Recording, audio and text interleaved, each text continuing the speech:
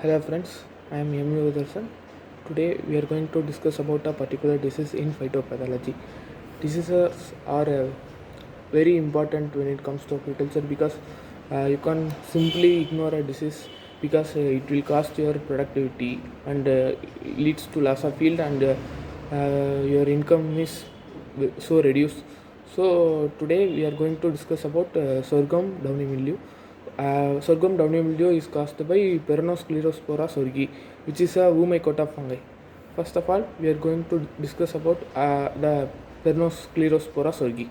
This is an obligate parasite systemic in young plant. The mycelium is intercellular, non-septate. Sporangiophores emerge through the stomata in single or in clusters, which are stout and dichotomously branched. Spores are single-celled, hyaline, globose, and thin-walled, whose spores are spherical and thick-walled and deep brown in color. This is the image of an pathogen which causes sorghum downy mildew. Next, we are going to see about favorable conditions for the pathogen to cause this disease.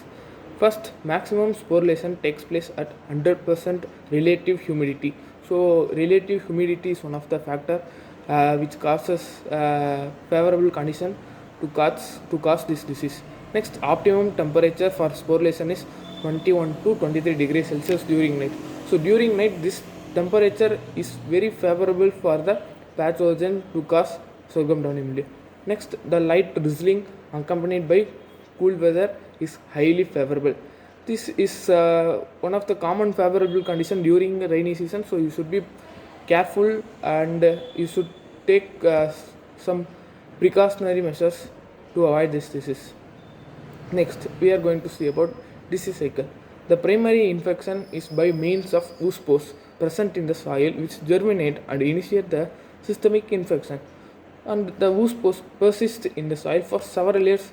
They are viable up to their 3 to 4 years. So they are viable for 3 to 4 years. Next, secondary spread is by airborne sporangia. Presence of mycelium of the fungus in the seeds of systemically infected plants is also a source of infection. The disease has been known to occur through a collateral host, Heteropogon centortus. I repeat once again, Heteropogon centortus, on which the fungus perpetuates of the host. The breakdown of the tissue causes shredding in the plants.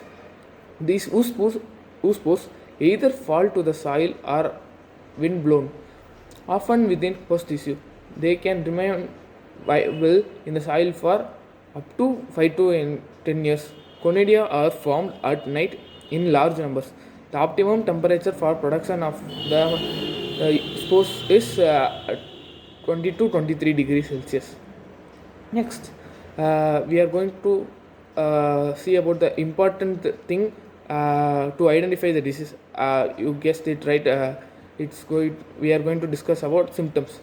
First, the fungus causes systemic downy mildew of sorghum. It invades the growing points of young plants either through oospore or conidial infection.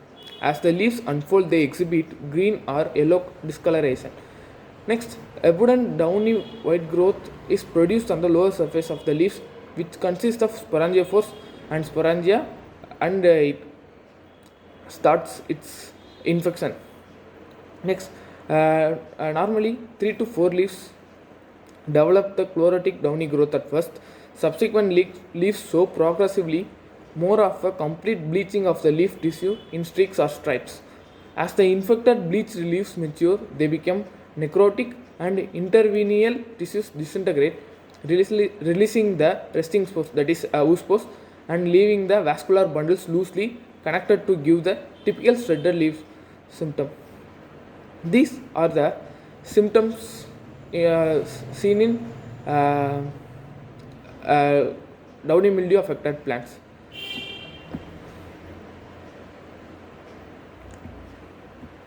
See, you can see streaks of bleached leaves. This is the symptom, and it is the necrosis and drying of foliage in sorghum plant. Next, this is the leaf shredding symptom. Then, etc. Next, we are going to see about the management measures. What are the management measures for sorghum downy mildew? First, the most important management is you should rotate the crops uh, to break the spores so that it cannot happen. So first, crop rotation with other crops like pulses and oil seeds. You should be crop rotating to avoid this disease. Next, avoid the secondary spread of disease by roguing out the infected plants, since the wind plays a major role in the secondary spread of the disease. So roguing means, roguing means removal of infected plants in the field. That's mean by roguing. So you should be rogue out the infected plants to avoid the secondary spread, which that is through windborne. Next, grow moderately resistant varieties like Code 25 and Code 26. These two varieties, Code 25 and Code 26, are best suited, are that is moderately resistant. They are moderately resistant varieties which is developed by our TNAU in Coimbatore. So you should be using Code 25 and Code 26. Next, we should be treating with some chemicals. For example, first seed treatment. To prevent the disease from the seeds, we should be seed primary spread also occurs through seed. So you should treat the seeds with metalaxyl at 6 gram per kg of seed. So you should treat the seed well with metalaxyl at 6 gram per kg of seed. Next, spray metalaxyl 500 gram or mancozeb 2 kg, or you can also use Ziram 1 kg per hectare to control this disease. So I hope you are clear about this disease.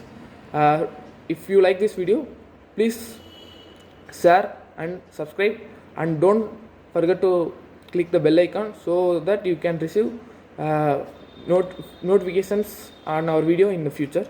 So I hope you enjoyed it. Thank you.